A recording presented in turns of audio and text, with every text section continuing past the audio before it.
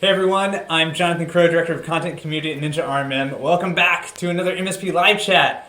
Awesome to see folks in the comments hopping in already. The familiar faces per usual. Dan, JP, it's Mark. What's up?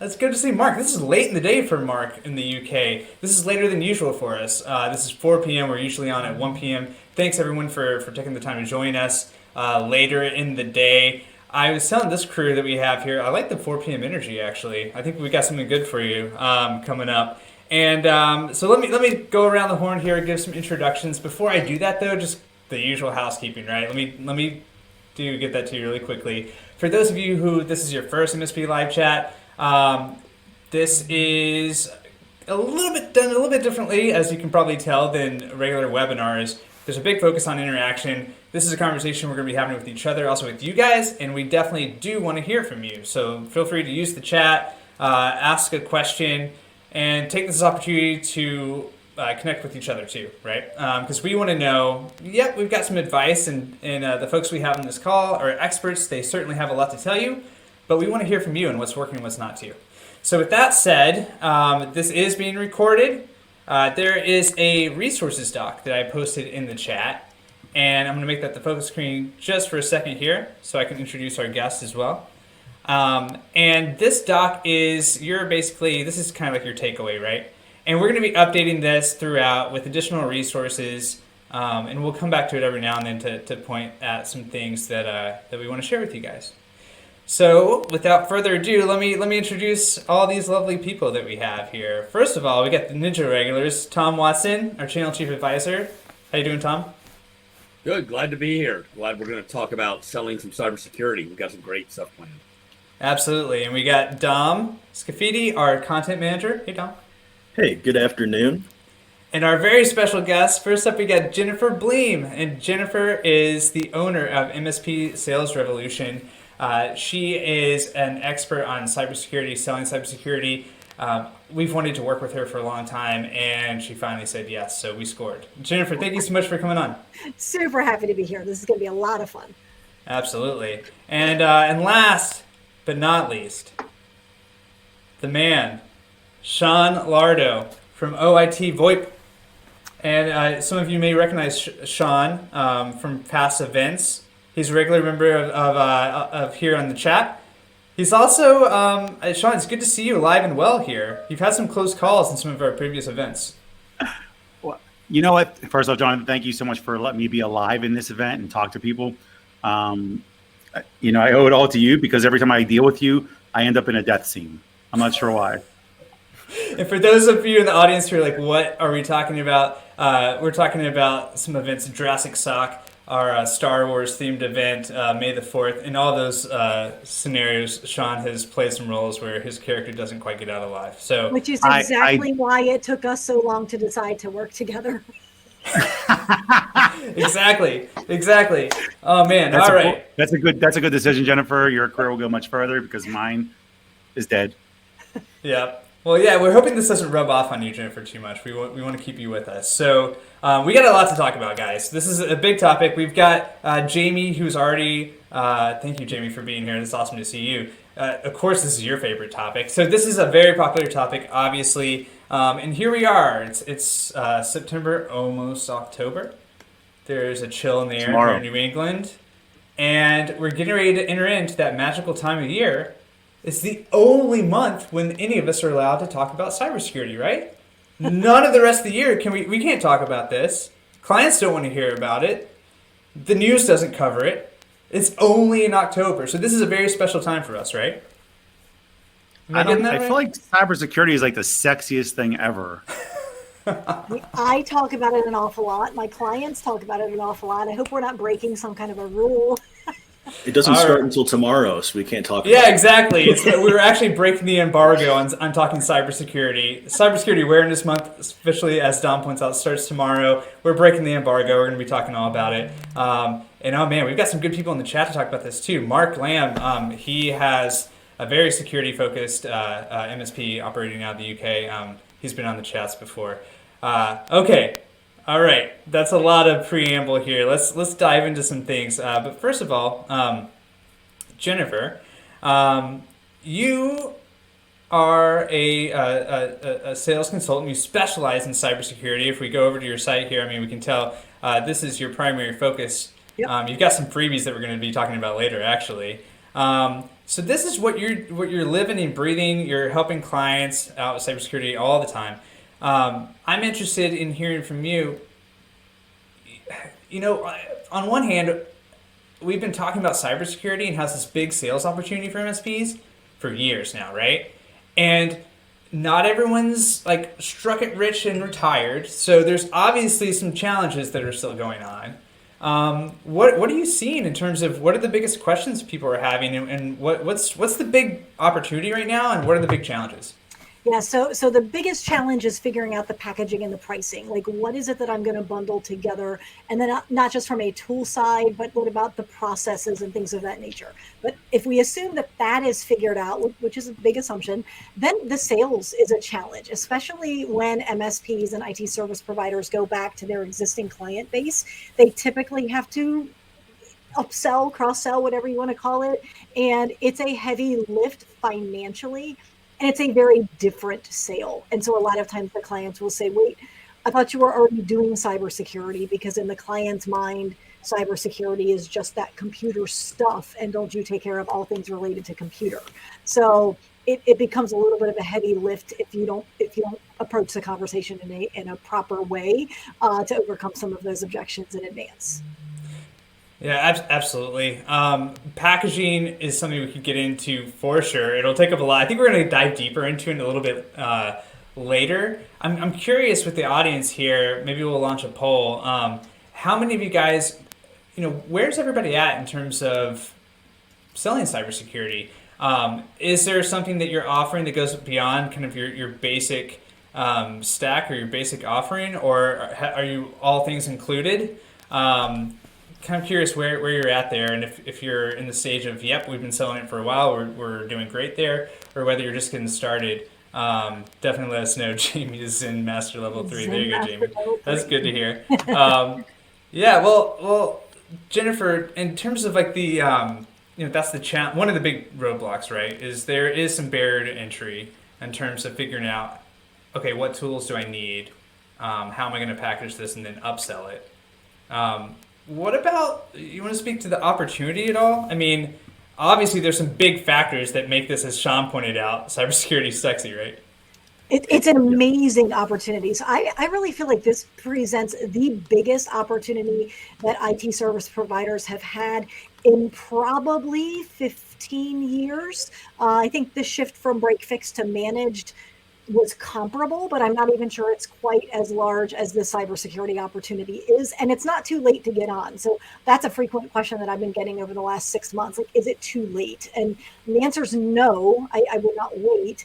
But it's a tremendous opportunity, especially for IT companies that have maybe been commoditized and they've been winning the traditional managed services sales by dropping their prices and making their margins a little thinner than ideal.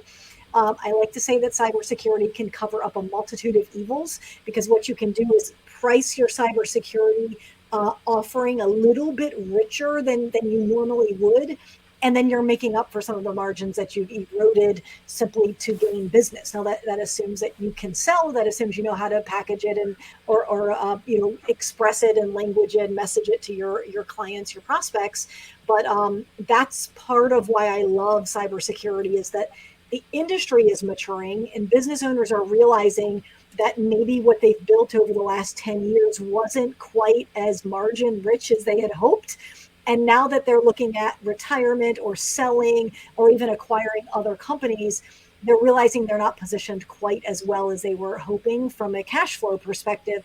And so by upselling your clients and not ripping them off, but charging appropriately for a very valuable service, you can then build up your margins. And it's been phenomenal.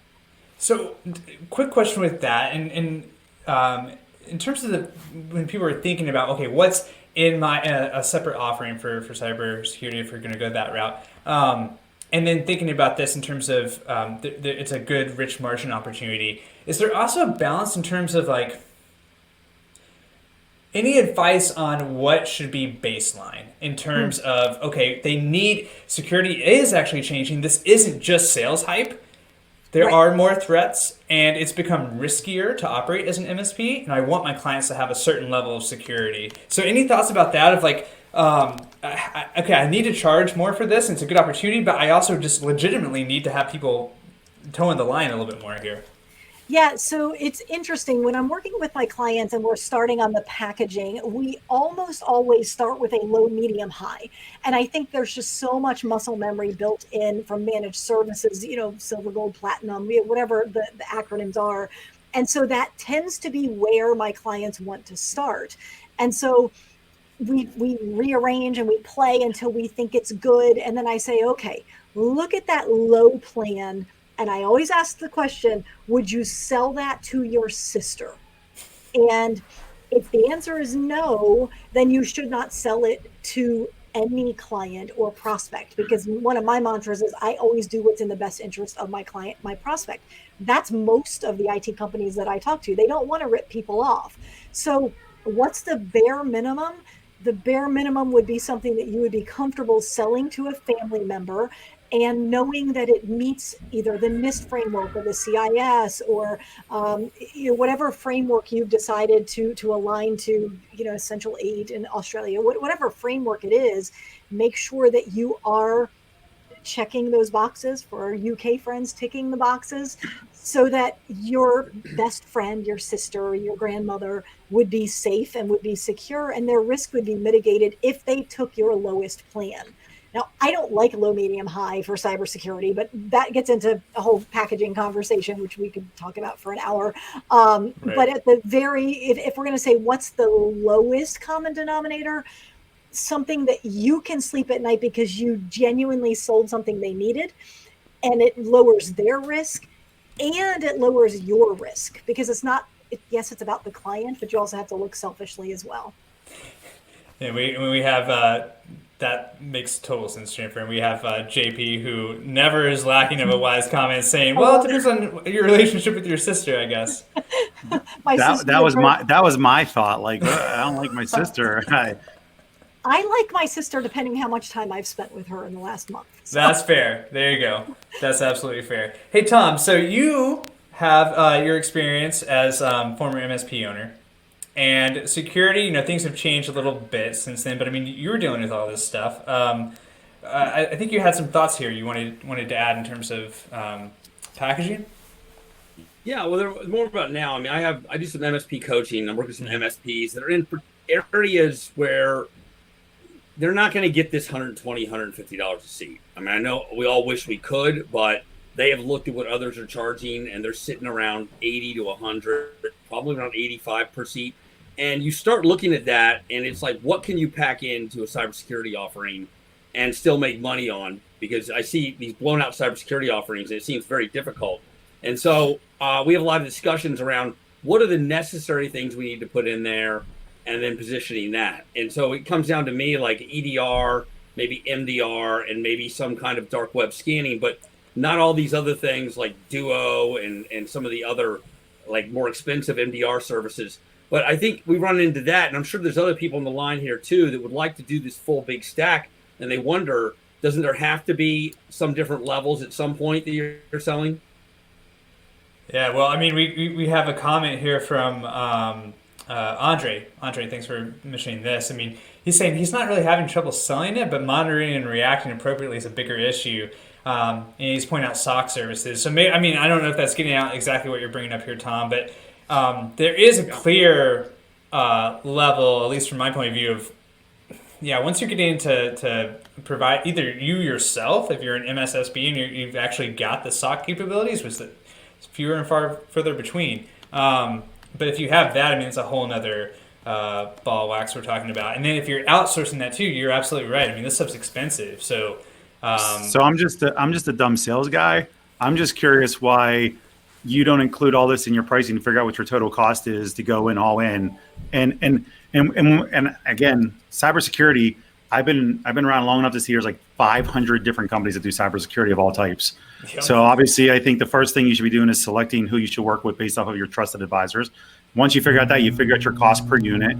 And then when you build your pricing, you'd say, this is how much it's going to cost me to do this, to buy. This is how much it's going to cost me to support. And that's what the price is at the end. And I want to make a 30 or 40% margin or whatever it is you want to make. I think I find myself finding it very convoluted when people start thinking like, when you start trying to a la carte things in your brain and then don't charge, you're setting yourself for failure. So again, dumb sales guy, I'm just thinking, how much do I need to sell this for? And it's based off how much my costs are, and everything should be included because your clients don't care who you're using. They just care that you're protecting them. And they're not going to ask you. So if you mention whoever you're working with and whoever you're selling, they don't care about that. And they don't care what your costs are. It's like a life insurance or health insurance or homeowners insurance or whatever. You know they're going to pay it because they need to make sure they're safe and secure. That's all they care about. Which is a sales fundamental, right? Sell based on the value. What's the value to the end user? Why should they care? What are the business implications if they do nothing? What does it look like if they do adopt your solutions that you're recommending? And I would say a package as well. And then that's what you sell based on is you're here, you need to go here. There's a gap. This gap means something to you. You need to care about this gap. You don't know you have the gap. You're sleeping like a baby. My team is nervous all night long. We have to do something about this. And then it's not so much about the dollars and cents as the risk they're not aware of if you don't bring that risk to their attention. Absolutely. And by the way, everybody, if you figure out how to do this on one of them, you can cookie cutter this and you can keep scaling. And guess what? Your cost starts to shrink regardless. And you're just charging the same price for the same instance. Don't know. I mean, it's just crazy talk, I know, but that's easy. And then you become extremely profitable. And then you don't talk about the sock cost anymore. You talk about any cost. It doesn't matter. The only cost you have now is, you may have to hire some more salespeople to make more money for yourself, which is a horrible place to be. Yeah, there is the. Oh, go ahead, Tom.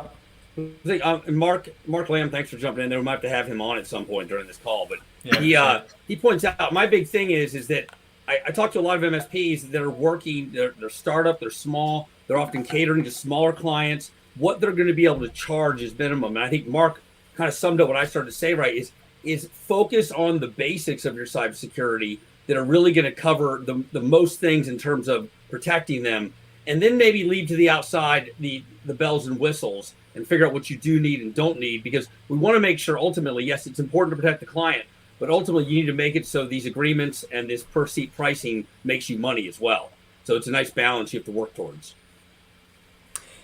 Yeah, and we there is I am curious. I mean, I think what type of client you have obviously does, who your ideal clients are. I mean, obviously does play a role in this, and whether do they really need, some SOC as a service? No.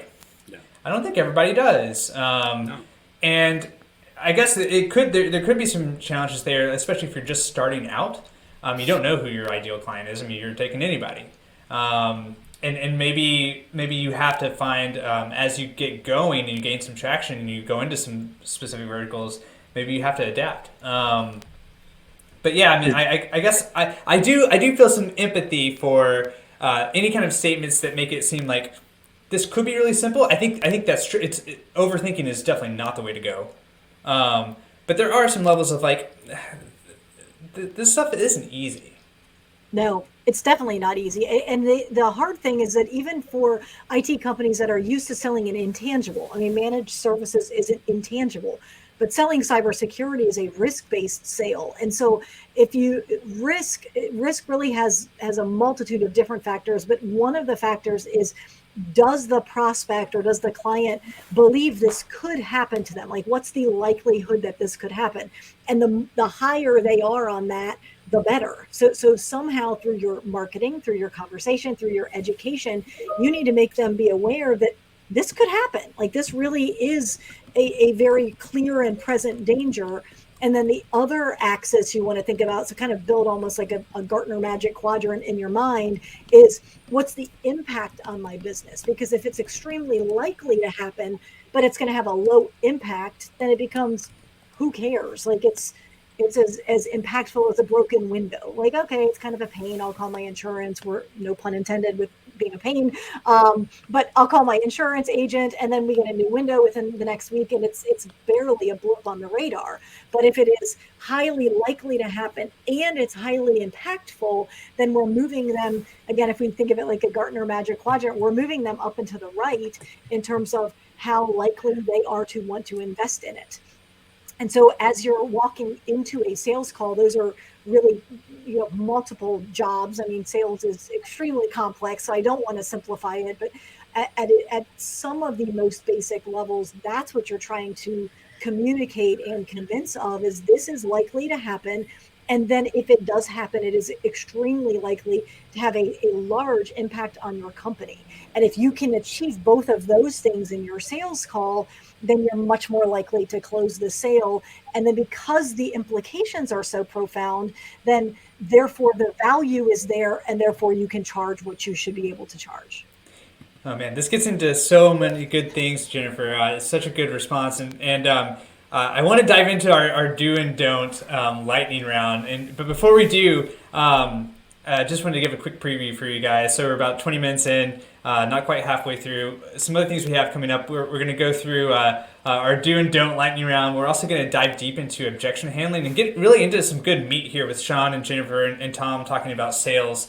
And some tactics that you guys can take away. And then at the end, we're also going to be giving you, as we mentioned in emails, a bunch of templates that you can use for social media marketing for Cybersecurity Awareness Month. If you're going to be doing that, we want to make it easy for you guys. So that's what's to come.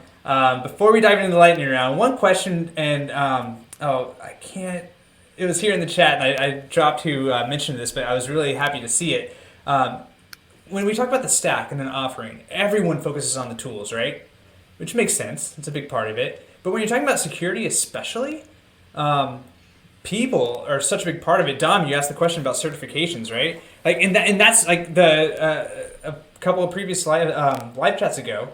It was all about recruiting and hiring, and how it's hard to get good technicians, even way harder to get security talent involved. And I love that someone's thinking that way, that it's not just about the tools you have, it's the people and investing in your people. If you really want to make a go of it and elevate your security offering, you got to have the right people with the right knowledge using those tools. Otherwise, it's not gonna, those aren't gonna work out. All right. Any comments to that before we dive into our lightning round here? My only comment was, people process technology, right? And totally. So especially in our industry, we tend to go technology. Oh, and maybe a process, right? And so some of that is just, we're wired to love technology, and that's not necessarily bad.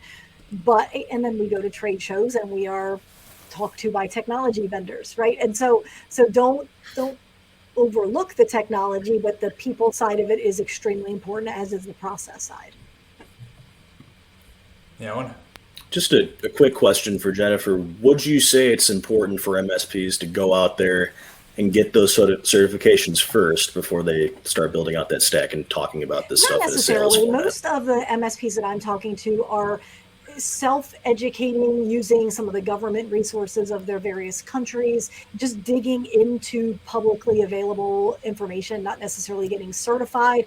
Now, if they are wanting to build a SOC and not outsource it, if they're going to truly be the MSSP or build a SOC where they're actually delivering all of the services, that's a very different world. I don't dip my toe in very much there, but that's a very different world. And in that case, yes, you probably need some pretty serious education behind you. Yeah, absolutely. All right, guys. I wish we had the lightning, like thunderstruck song playing or whatever. I wish we could get a little bit more flashy with this. But we have this. The title of this live chat, right, is Cybersecurity Killer Do's and Don'ts. And so I've got 10 questions. And this is, I've got all of us up here right now, but I just want to point out this is primarily for Jennifer and for Sean. And I'm going to be going Jennifer first. Sean, you'll have like the rebuttal or your agreement. And basically, we're going to question and like do, don't. And we got 10 of these things. We're going to see how fast we can go through them. And audience, obviously, we want to hear from you too. So toss this in the chat, right? I don't know so if you noticed, Jonathan, but Jennifer, I like to talk a lot, so this would not be lightning. I know This one would be- word. I get one word. Yeah. That doesn't make. I didn't know that. Jonathan didn't tell me that before this. He just. I Said need a anything. buzzer. Yeah, I You need the didn't buzzer. say it was one word. Jennifer pointed out a very good point. You didn't say it was one word. Okay, let me clarify. Let me clarify. You get to say do or don't, That's one and word. then you get to explain why. It doesn't. It's not Oh. just the one word. But you have to explain why by pantomiming. Okay. No, you get to explain why. Okay, here we go. Let's just get into this. All right. Okay. You've already addressed this a little bit, Jennifer. Jennifer, you're first up. Okay, ready? So, should you have a separate cybersecurity offering? Do or don't? Really? I mean, yes, because it's something you're going to stack on top for your existing clients.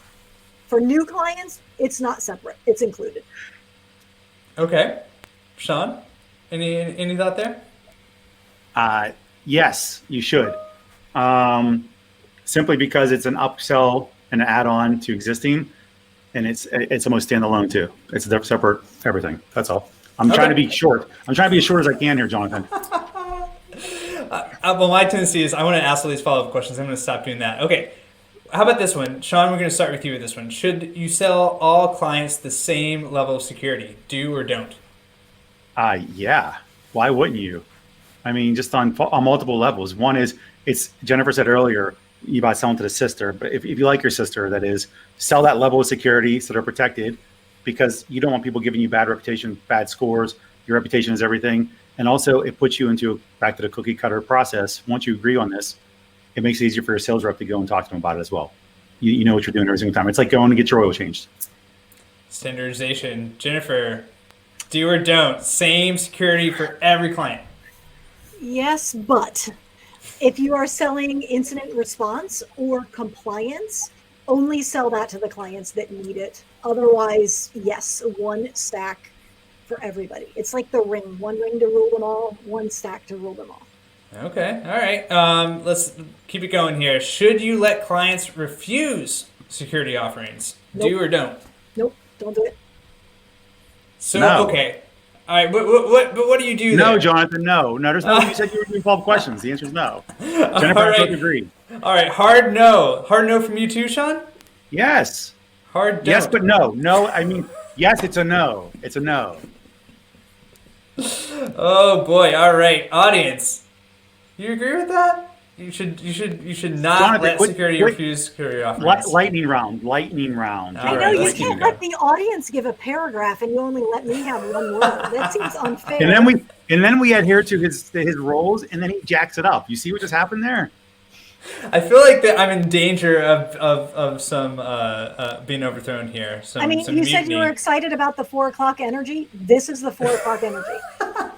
I regret it. We're going back to 1 o'clock immediately. Next time. All right. Can we point out the fact that my CEO's on her, Ray, saying whatever Sean says, do the opposite? Thanks Oh, for yeah. the support, Ray. That's awesome, Ray. That's Perfect, my buddy. fault because I dropped in the chat, please keep the trash talking up. Nobody noticed it was all directed towards Sean. So I'm, just Moving right along. Should you say that you can help clients be unbreachable? oh, please, no, don't do that. Oh, Jennifer jumping in all over your spot, Sorry, Sean. was that mine? That is, you win. It's like freaking hit the buzzer, you're in. Yeah, she buzzed in first. I would agree. You can't say it. Just like my, my doctor doesn't say I'm going to make you 100% ready to go. It's like those disclaimers. Like if you take this medication, you have all these side effects. Same rules apply. Yeah, the doctor is not going to assure you that you're never going to get cancer. Right. Okay. All right. Should you call yourself, Jennifer? Should you call yourself an MSSP? Do or don't? Not you personally. I don't think it matters. So don't. I don't think your clients care. I don't think they know what an MSP is. Oh True. man, I love that take. I love And it. I also want to know who has like the magic pouch of S's that they handed out. Like you get one, oh, but you don't. Like it's kind of arbitrary. It's not a selling point. Wow. Anybody? Oh, yep. Ray's agreeing. Sean, what do you think? I agree because your clients. All right, I'm gonna I'm gonna dissect that. I'm gonna go back to something real quick. I told this story to Jonathan the other day. Last week we were at ASCII in Jersey, and I met Lawrence Taylor, the greatest NFL player in history of like defensive players, right? And he's sitting there smoking a cigar. I come out with all these guys, all these MSPs I'm with, right? And he says, "What do you guys do?" And 5 MSPs for 10 minutes said, "We're MSPs," and they proceeded to say what that really meant. After 10 minutes, Jonathan's already laughing because Lawrence Taylor, and I can't say exactly what he said, but he said, "What the bleep are you talking about?" That's what this was at the end, after 10 minutes. So at the end of it, you can add 25 S's onto your stuff. The fact that it matters, they don't even know what the M and the P were either, so it's irrelevant. So yeah, doesn't matter. Just call yourself computer fix guy, computer fix gal. I don't care. That's probably better. Oh man, I wish I could have seen that. I wish that could It was have been awesome. recorded. Just a train wreck happening in real life. Dude, 10 MSP said this, and I finally had to say they fix computers and stuff like that for businesses. He's like, "Oh, okay." He's like, "Why didn't you say that?" Well, we were talking like that should be a service that we offer. We book LT like on maybe he's on Cameo or something. We book him to like you have to do your elevator pitch to him and see if it makes sense. That would be fantastic. I think at the next conference I go to, I was telling Ray this. I'm going to record somebody and say, "Hey MSP, what do you do for a living?" I'm just going to I'm going to record all their pitches and just make like a montage of what they say. I guarantee nobody will know what they do by the end of it.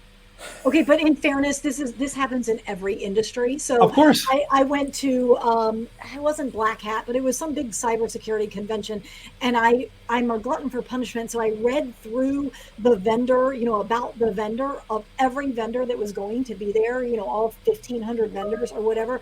It took me 3 hour-and-a-half time periods because every single security vendor is like, "I have someone from Israel and I'm privately funded," and they all said AI, math learning, machine learning. Like, okay, but what do you do? Like, what's the problem you solve for me? And so we poke fun at our industry, of course, because that's where we live. But it's in every industry, the buzzwords and the inability to clearly articulate what is it that you do for your ideal prospect or your client. I don't know. For sure. 100%. Yeah, but I agree with that. But I can look at a doctor and know the doctor is a doctor and they're an orthopedic surgeon. So we at least have to at some point you have to make the realization and come back to you add the other S on. At some point you have to come to the realization and just be able to boil it down to what you really just do. That the average person understands. Translating English to English is a big deal. We got about halfway through our lightning round, and the lightning really... Well, that's because of you, Jonathan. Thank you. I agree. I blame Dom. Okay, so I'm just kidding, Dom. Should we use fear, uncertainty, and doubt in our sales and marketing messaging? I'm going to let Sean, why don't you go first with this one? Do or don't, the FUD. Well, it sounds like doom and gloom when you say it that way, but no, you do have to. Jennifer even said it before, and you and I talked about it the other day, Jonathan. It's a real issue. I mean, stuff can happen, and they should at least understand what the potential loss is if they don't do it. Again, back to my homeowner's insurance. If I didn't have it, my house burnt down, guess what? I would be stuck. And it's important that I understand what my options are and what my limitations are and what my losses are.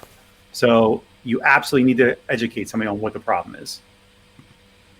Yeah, I agree. It's not fear mongering. It's fear, uncertainty, and doubt, and that is the reality. And if you study human psychology at all, fear, uncertainty, and doubt is a much bigger motivator and a much better motivator, and it generates more emotion, all of which you need in order to make a sale, than rainbows, puppies, and kittens. So if should you use fear, uncertainty, and doubt in your selling? Only if you want a higher chance of closing the deal. Wow. Okay, so I mean, I mean, I guess obviously you're going to draw the line someplace. I think when people say like it's such a word that people will throw out there for any kind of like questionable sales tactic, right? Or coming across hard and making a claim that turns out isn't quite true. So maybe there's some levels there of like. Well, isn't that the educational piece? Right. The fact of the matter is, okay, so anytime if you're really providing a solution for a prospect, if you're trying to really help them solve something, and they already had the issue before, because a lot of times you're talking to people because they had challenges. As a matter of fact, I saw a guy on here, I forget who was just talking about they're moving over to you guys at Ninja because they didn't like the past person they used. So when your sales rep talk to them, then they say, what went wrong? And they're like, well, this went wrong, this went wrong, this went wrong. And this caused me this affected me this way, right? So it is a legitimate problem. So for me to then be the rep that actually talked to that guy and then go talk to an MSP and say, just so you understand, there's people that are experiencing these types of problems. It's not doom and gloom. It's not lying. It's it's the truth of the matter.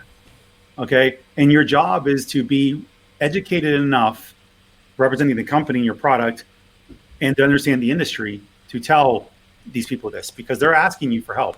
Nobody contacts us because they just want to talk to us on Sunday. I don't know about you. Nobody called you like, Sean, I really want to talk about VoIP today. It's awesome. What do you think? It's such a cool thing. That doesn't happen. I don't know if you know that, but you know, they're usually coming to say, hey, I'm having an issue. I need help. So now I know that this exists. So for me to tell somebody else is not, again, I think I was also going to say, be careful about the line of it, because you don't want to seem like you're trying to cause a stir. I'm looking at Keith Nelson's responses. I'm so sorry. Yeah. I'm like, no, Keith, don't. Yeah, Keith called me because he's trying to rekindle whatever. Anyway, the fact of the matter is like, it's important for us to know this so we can actually tell people and let them know that these things exist and how it could potentially affect them. That's all. The end. Oh man, everyone in the comments are saying everyone does want to talk about VoIP now. I know, right? Security stuff, yeah. But no, I mean, you bring up so many good points, and just lingering. Our lightning has fizzled out, but lingering on this one a little bit because it's interesting. You know, I think Keith brought up the point of selling on fear and then implying that you are the solution to that fear. It kind of goes back into that. You got to be careful around everything that you're saying, what you're going to solve, right? And kind of veering it back into, well, what we're really talking about is risk, and we need to mitigate the risk. I don't know, Jennifer, any other closing thoughts on the FUD chapter? Yeah, I mean, I really love the word mitigate. Like, no one's promising to create a ransom-proof environment. I did get into a heated conversation with a client who wanted to brand their managed security services as ransom-proof, and I begged them and adamantly pleaded with them, because I don't tell people what to do except for my children.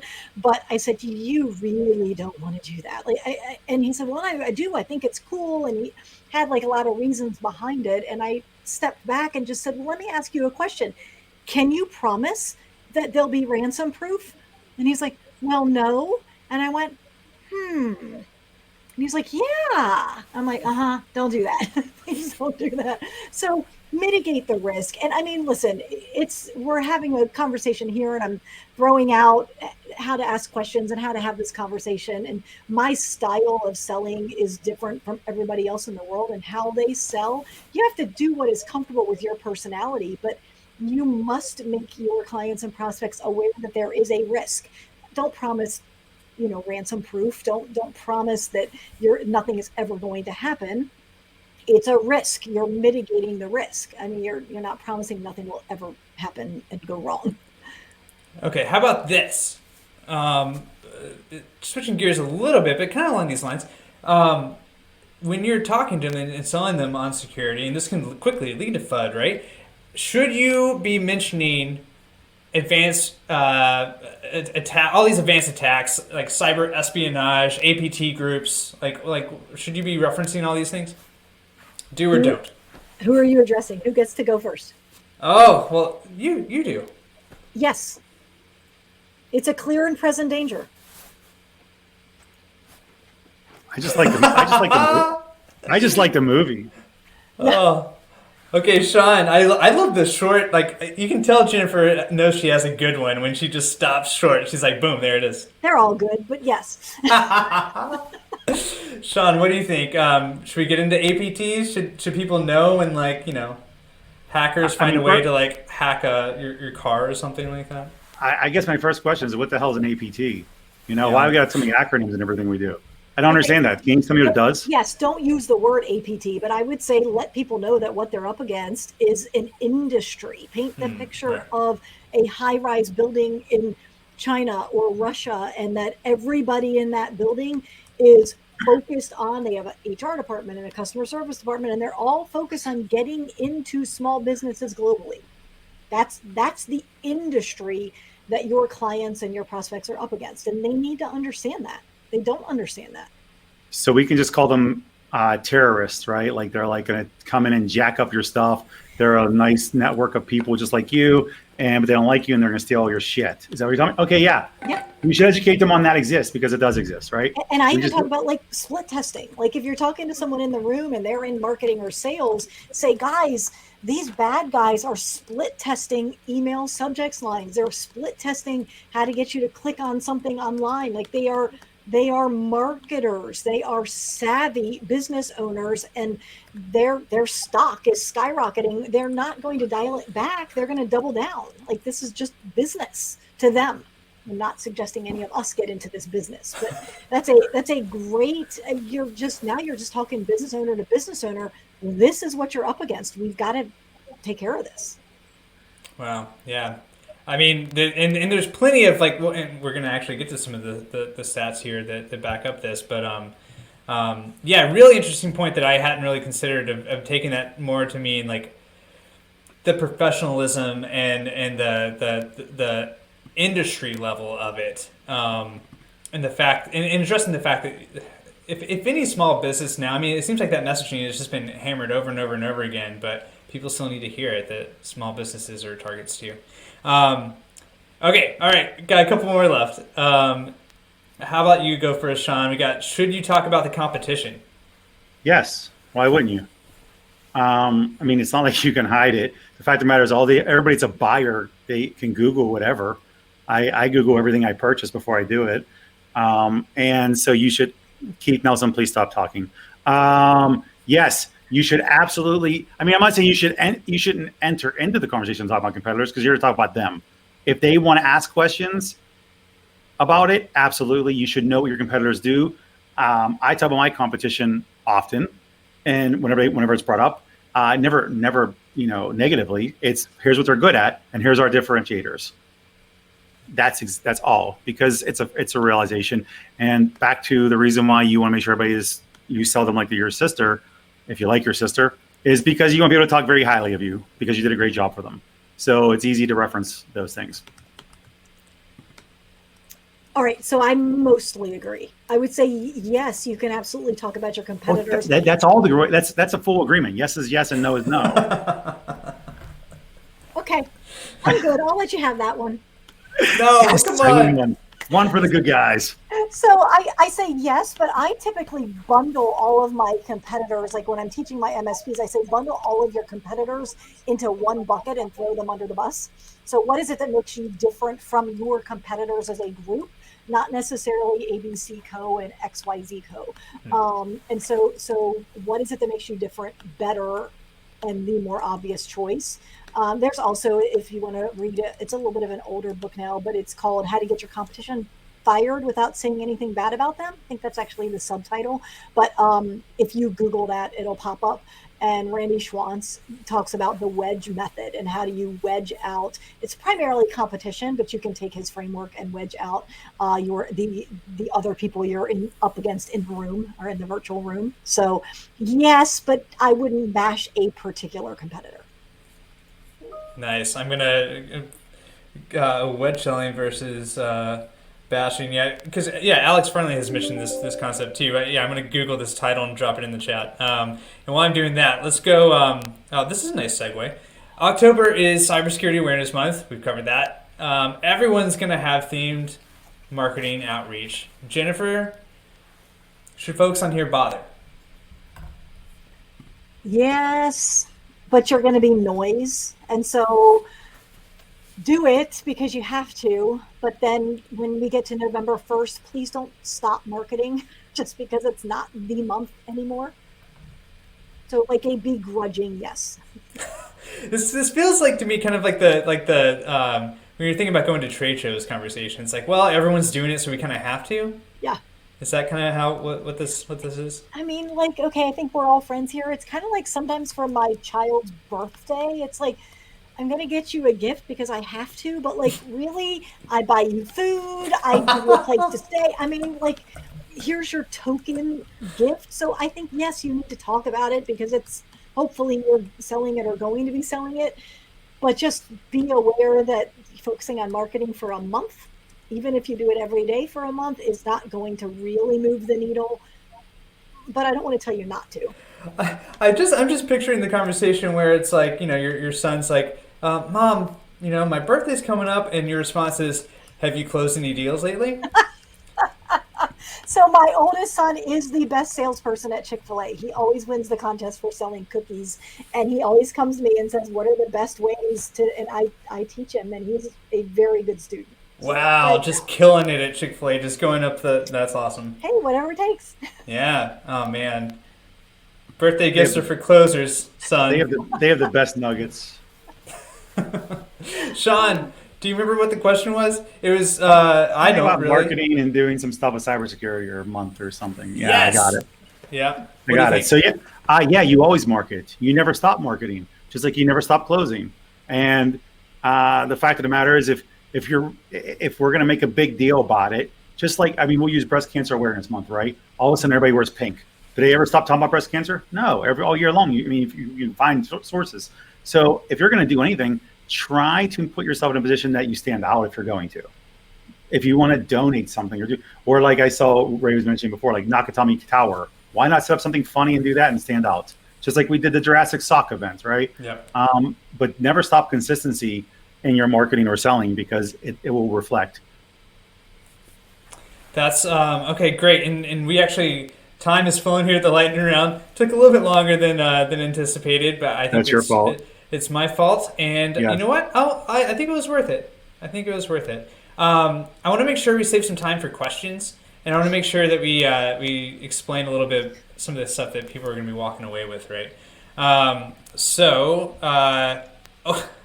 Well, yeah, there's one last point about Cybersecurity Awareness Month too, and that's the question of like, should you worry if you're not doing it or you're not actively talking with your clients during this period? Like, has anyone run into their clients getting pitched by vendors and like going outside of you to buy things, especially during like a frothy month like this? Like all the security vendors are just like pouncing.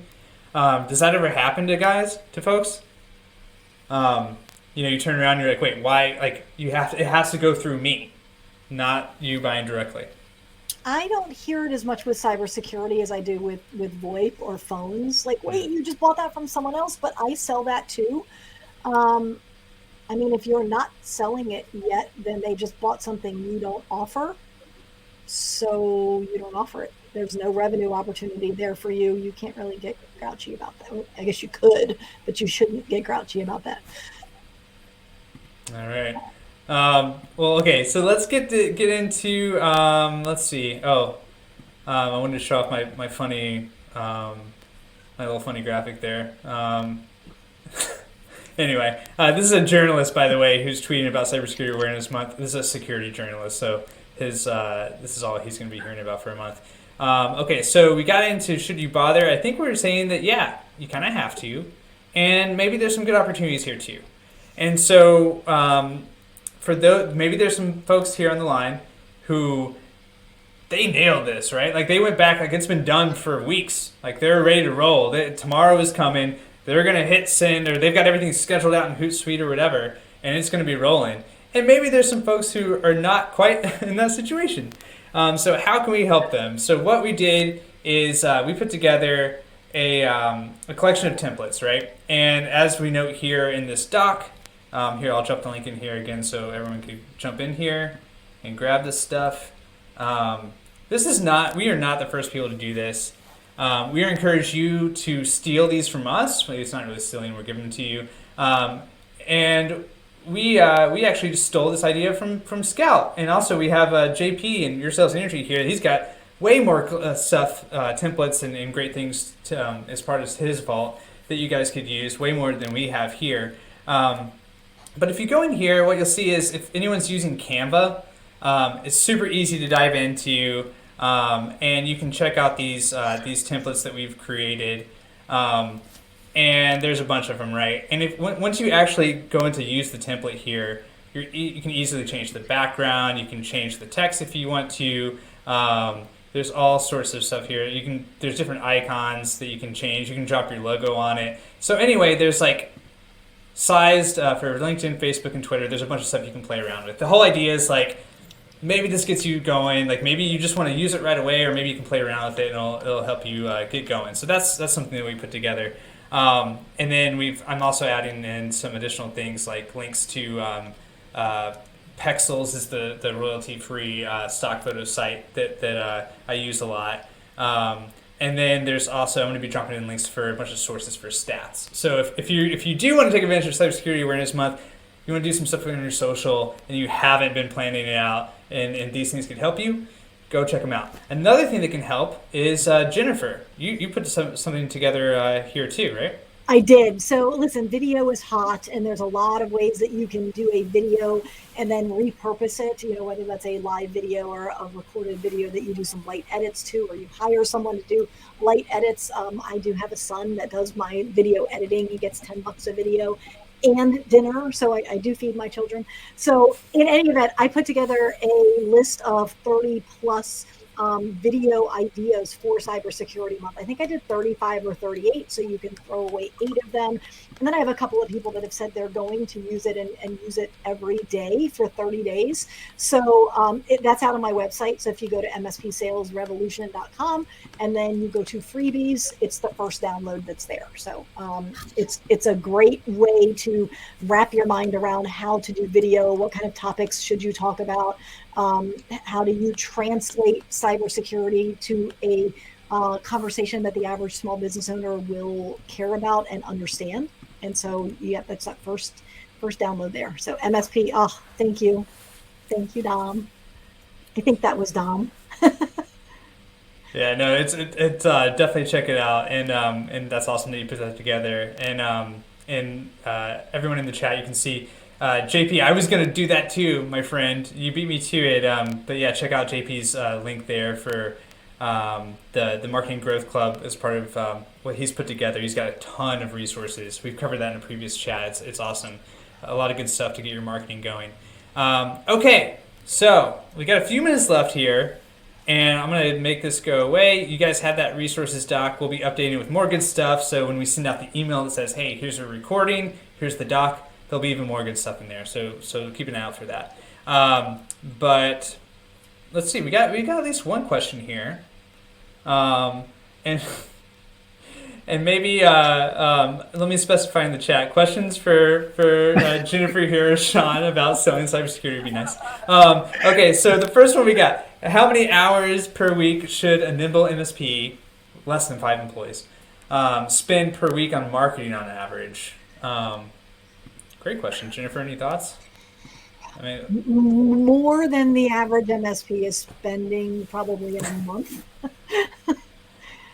Fair enough. Oh gosh.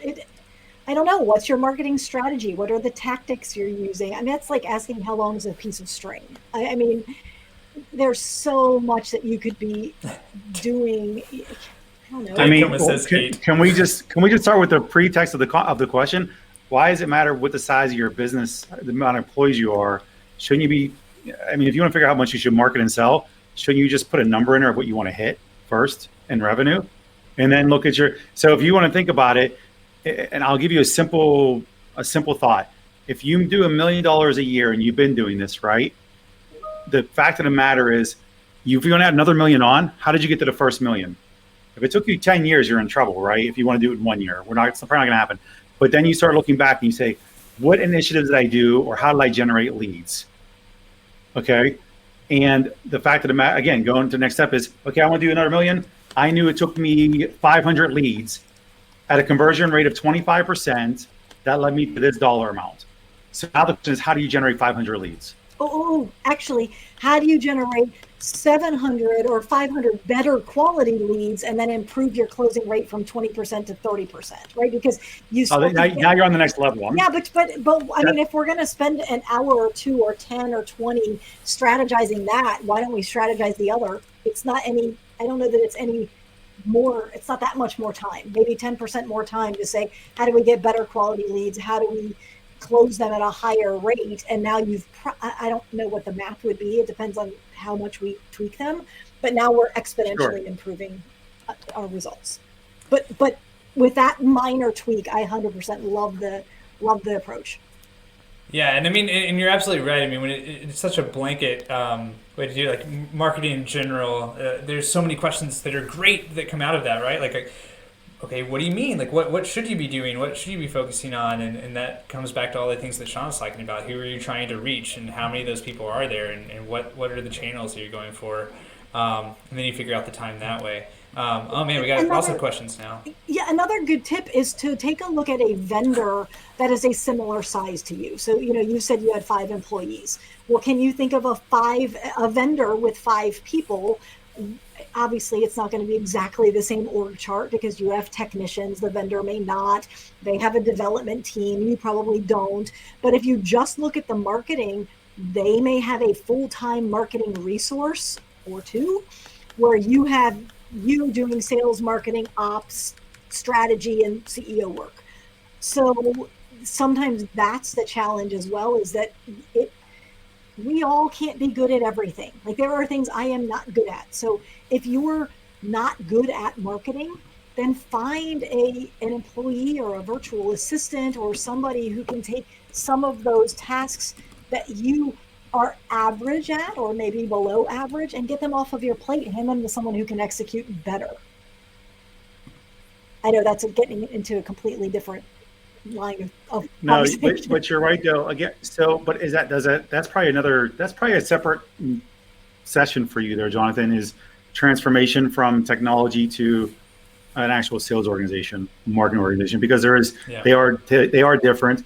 And I notice a lot of MSPs struggle when they are technology people at heart, and that's what they got into it for, and they love it, and they're very good at it. They're good at customer service and support. It's the understanding of what it really takes to go to the other side. They say they want to grow, but do they understand what that really takes to get to growing? And that's a whole.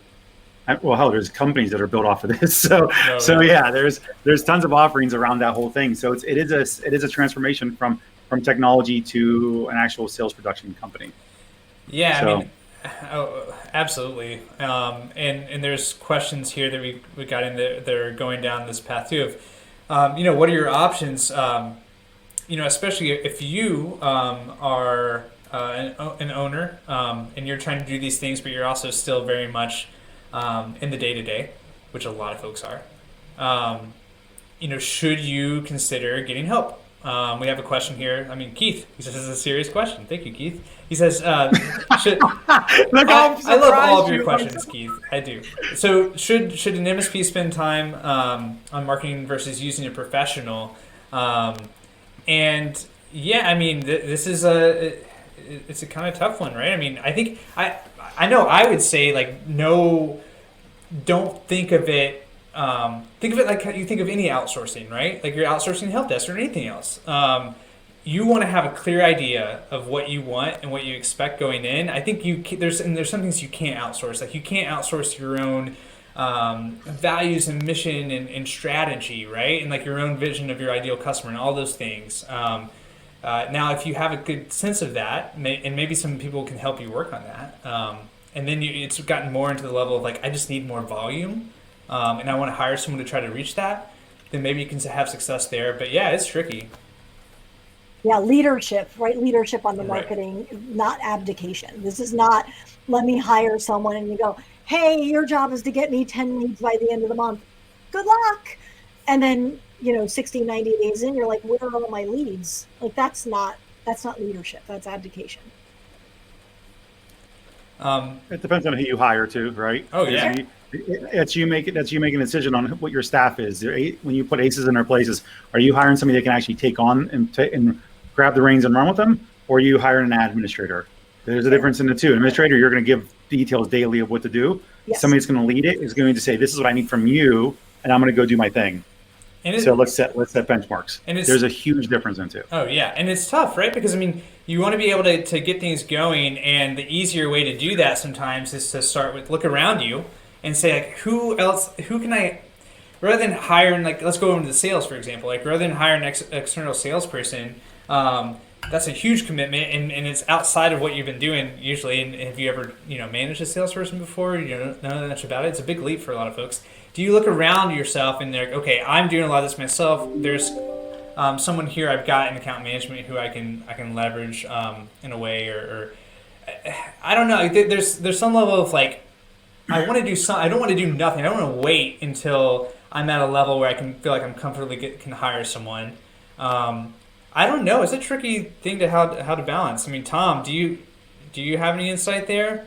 I mean, you went through all this, and you consult now.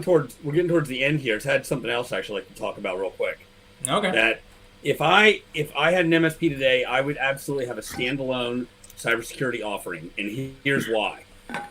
There's a lot of MSPs that aren't good at security. There's a lot of ones that maybe don't want to do it. You could partner with ones and provide that piece. Additionally, it gives you a really good in for maybe a prospect that is not happy with their MSP but not ready to make the switch. Maybe they can partially make the switch to your cybersecurity offering. It also opens the door for co-managed IT deals where you can go to larger companies that have their own IT, that have had security incidents, that need help with their security, and sell them that standalone package.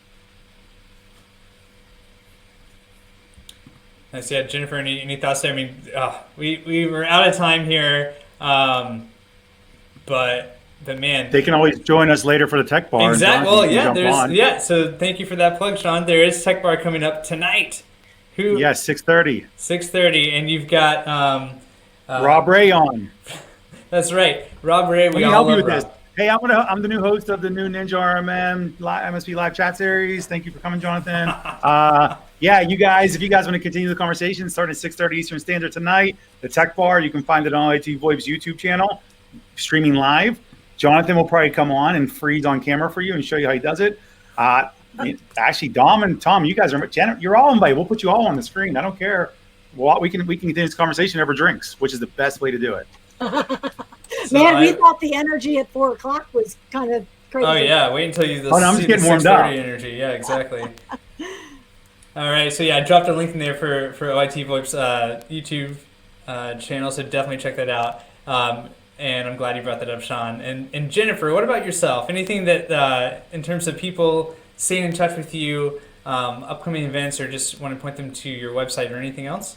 Yes, so best way to stay in touch with me is on social. If you download the video strategy guide that we talked about earlier, I'll reach out to you and let you know how to get into my Facebook group. I'll connect with you on LinkedIn, and then I'll be at a couple of shows throughout the rest of the year. So I'll definitely be around. All right, perfect. Well, everybody, thank you so much once again. I did want to give a quick other shout out for our next live chat. So let's see here. What do we got? We've got another big topic that we get a lot of questions about, and this is M&A, right? What are buyers looking for? And even if you're not thinking about selling now, or anytime in the future, like maybe 10 years, I don't know. I was talking with a customer just a couple of days ago, and he was saying, I'm interested, like, I'm thinking maybe 10 years out, but I want to know right now, what are the things I should be doing 10 years in advance to gear myself up for a good exit? So, I know Tom's got lots to say on this topic, and the guests that we have are from MSP Corp. They're based out of Canada, and they just got featured actually in Channel E2E. They raised a bunch of money to go buy some MSPs, and so we're going to ask them, hey, what are you guys looking for? So it can give you guys a sense of what you can be doing to develop your business. So hope you can make that. That's going to be October 14th at 1 p.m. Eastern. We're going to move away from the 4:30 entry. Maybe we'll bring it back. We'll see. But yeah, thank you again, everybody, for joining. And Sean, Jennifer, thank you so much for coming on and taking the time with us. My pleasure. It was awesome. Great time. Can't wait to do it again. See you in 2 weeks. Take care, everyone. Have a good one. Nobody died. No one died this time. Not yet. I'm the only one that dies, so of course I'm still here talking. We're all safe now. There's a T-Rex behind you. Yeah, don't look behind you now. Tom, don't do that, dude. That's unfair.